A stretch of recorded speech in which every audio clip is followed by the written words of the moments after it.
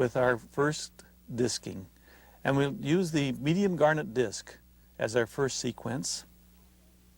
Hollenbach has said that gold can only be finished properly at the expense of enamel. And I think this is true. So we're using the garnet disc at this point to reduce the gold and tooth to the same plane. And you notice it kind of rolls around the tooth. We don't use the edge of the disc quite, but we also don't use the side of it. We let it kind of roll around the cavity to where it will reduce the gold and tooth to the same plane. Some areas are more difficult to achieve than others as far as finishing gold and tooth to the same plane. But we must get the gold and tooth reduced with this disc before going to the other. Because this is the working disc, this medium garnet disc. We're here reducing the mesiolingual.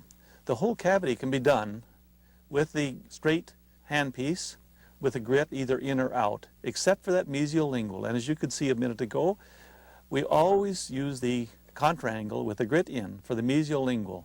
That applies to both maxillary and mandibular. Now we're going to start with the finishing of the inlay with the fine sand disc.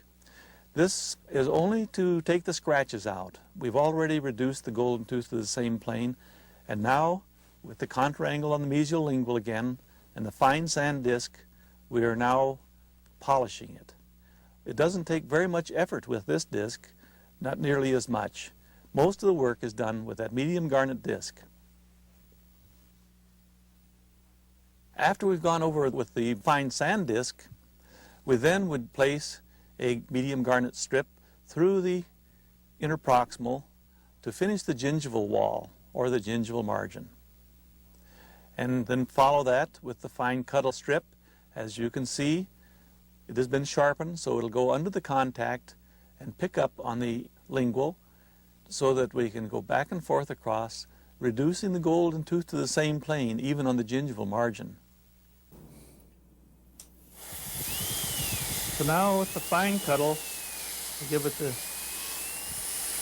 last finish before using the pumice and tin oxide. Now the next step is that we're going to place the little occlusal inlay, and since we didn't have a contact to check, we don't need to try it in, but we carry it to the mouth with a little wax on the end of an instrument just to pick it out of the cavity, transfer it to the tooth.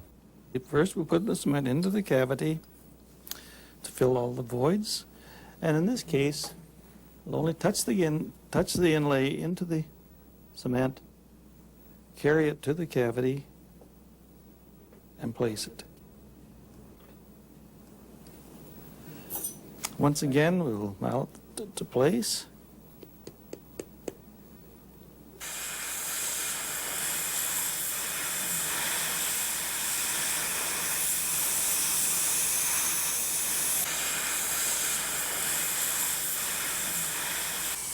Now most of the finishing has been done with discs, but just as a final, we would just polish a little with the fine pumice. This is flour pumice number 4, slurry.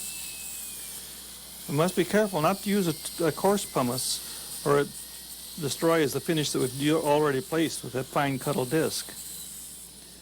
The very last step in the finishing then is with a little fine powder of tin oxide, and we go over the casting dry.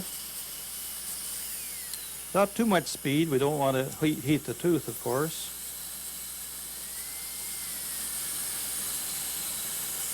We do each step in the procedure.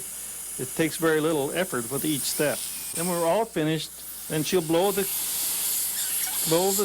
tin oxide away as we're rotating the cup. You notice we're using a cup that is not webbed, but with ribs, so that it doesn't throw the powder away from the tooth.